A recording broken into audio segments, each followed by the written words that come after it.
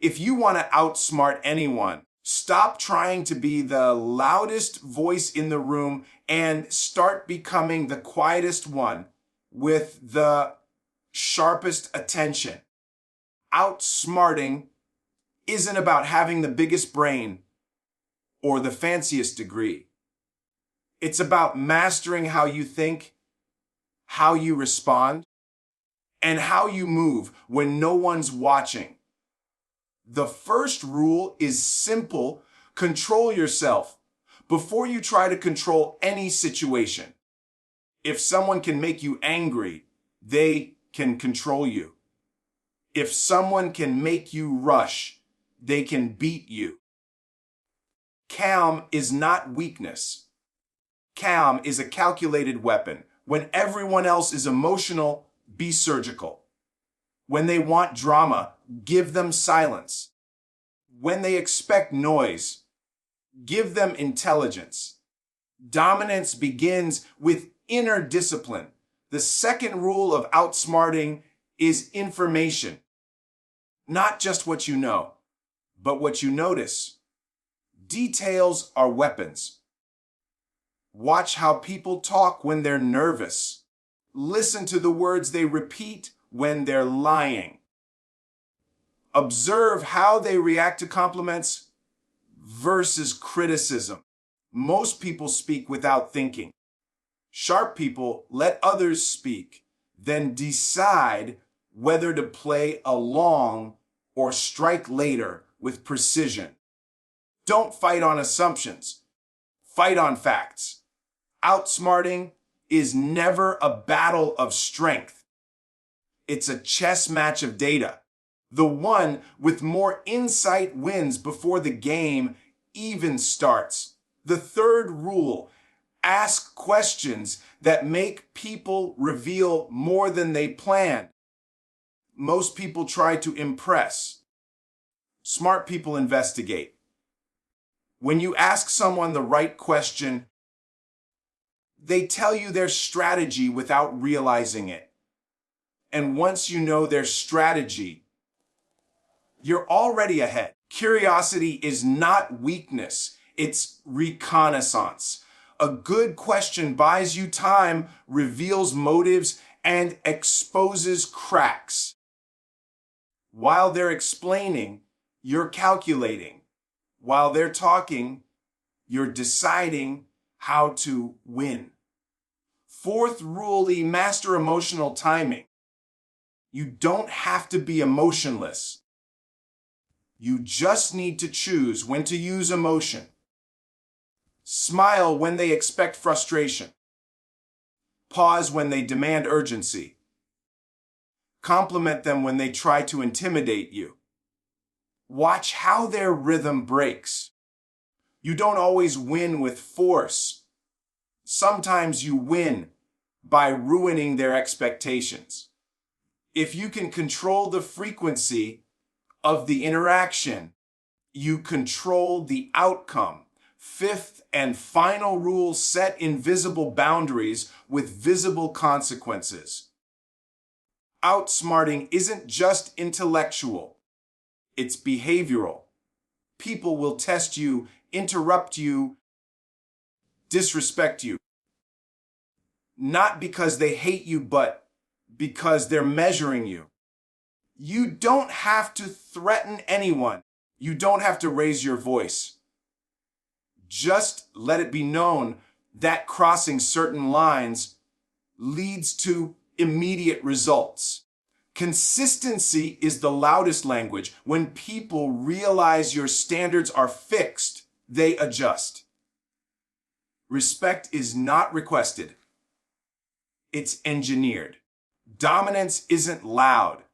It's not chaotic. It's not reckless. It's a pattern of quiet moves that eventually become undeniable.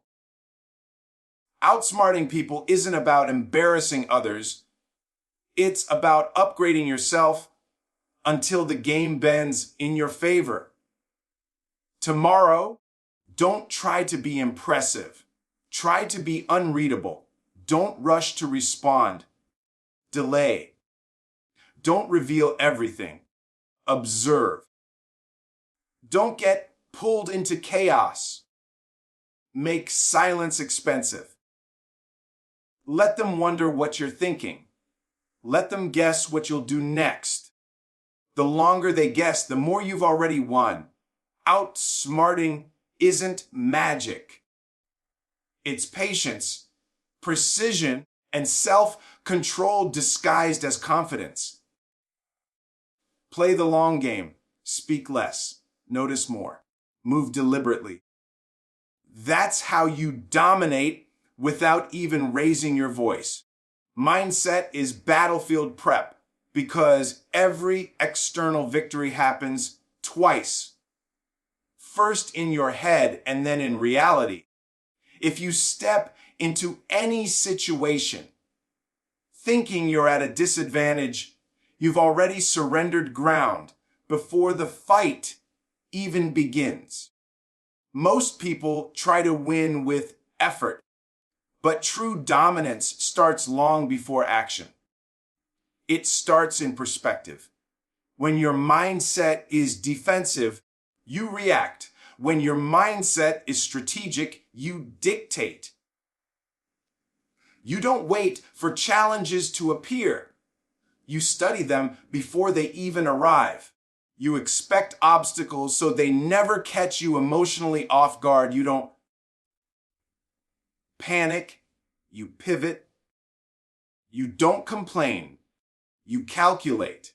When others say, "Why me?" you say, "Try me." That shift alone makes you unshakable. Your mind becomes your armor. Doubt can't pierce it. Fear can't hijack it. And negativity can't infiltrate it. You prepare mentally the same way a soldier cleans their weapon every single day. You talk to yourself like a leader, not a victim. You don't negotiate with excuses. You build rituals that make confidence automatic. Reading instead of scrolling. Planning instead of reacting, waking up with intention instead of rolling into chaos. When your mindset is prepared, pressure becomes fuel, not fire. Chaos becomes data, not danger. You stop walking into rooms hoping to be accepted. You enter already knowing you belong. That's battlefield prep. You don't wait for the war to begin. You walk in already crowned. Information advantage is the secret weapon most people overlook because they think winning comes from being stronger or louder, when in reality it comes from being more observant. Knowledge isn't just power. Timed knowledge is power. It's not about knowing everything. It's not about knowing the right thing before anyone else does. Smart players don't rush into battles. They study the terrain, read the room, and let others expose themselves first. Pay attention to patterns, how people respond when bragging, how they act when cornered. What topics light them up? What questions make them uncomfortable? Most people reveal their entire playbook without realizing it because they're too busy trying to impress or dominate. Meanwhile, the quiet, attentive one is collecting data like gold. Information lets you pick when to strike, when to stay silent, when to redirect, and when to walk away. A person with information advantage never argues. They position. They don't pressure people. They influence them. They don't fight battles that don't matter. They wait for leverage. You don't have to be the smartest in the room. You just have to be the most informed. Because when you know someone's motive, ego, insecurity, or desire, you can guide the entire interaction without them even noticing. That's not manipulation. That's strategy. And strategy beats strength every single time.